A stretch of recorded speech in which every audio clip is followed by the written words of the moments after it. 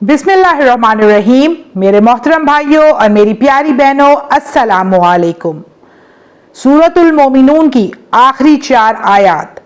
अफहसिबतुम अन्नमा खलकनाकुम अबसन व अन्नकुम इलैना ला तुरजाऊन फतआलल्लाहुल मालिकुल हक ला इलाहा इल्ला हु रब्बुल अर्शिल करीम वमन यदउ मअल्लाहि इलाहन आखर ला बुरहान लहू बी फ़इन्नमा हिसाबुहु इंदा रब्बी इन्नहु ला युफ्लिहुल काफिरून वकुर रब्बिग़फिर वरहम व अंत खैरुर राहिमीन।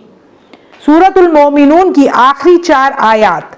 इन मुबारक आयत की बेशुमार बरकत है, ख़ुसूसन जिन्नात के असरात को ख़त्म कर देती हैं।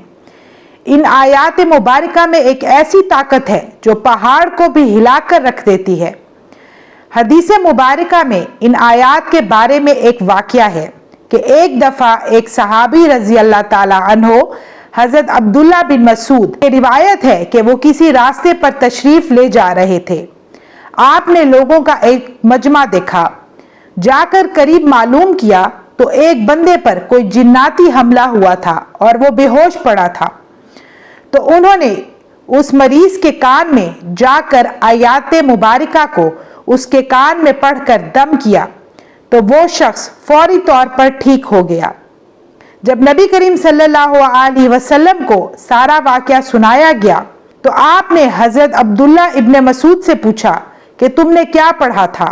आप रज़ी अल्लाह ताला अन्हो ने फरमाया, सूरतुल मोमिनून की आखिरी 4 आयत।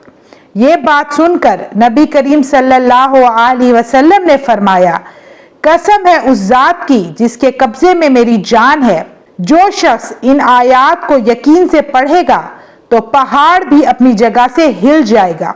याद रखिए, ये आयात मुबारका के पढ़ने से जिन्नात दूर भाग जाते हैं। अगर किसी मरीज के कान में पूरे यकीन के साथ ये आयात मुबारका पढ़कर फूंक मार दी जाए तो यकीनन वो मरीज शिफायाब होगा। ये आयात मुबारका रिज़्क़ को खींचती हैं। अगर कोई बंदा कसरत से इन आयात मुबारका को पढ़े या दिन में 40 बार पढ़े, फजर के नमाज के बाद पढ़े या इशा की नमाज के बाद पढ़े, तो इंशाअल्लाह दुनिया उसके कदमों में आएगी और वो इतनी तरक्की और कामयाबी पाएगा कि लोग उसकी किस्मत पर रश्क करेंगे। तो व्यूअर्स, इन आयात को अपने मामूलात का हिस्सा ज़रूर बनाएं। मुझे दीजिए इजाज़त, इंशाअल्लाह मैं फिर हाजिर होंगी। अपना ढेर सारा ख्याल रखिएगा, दुआ में याद रखिएगा। अल्लाह हाफिज़।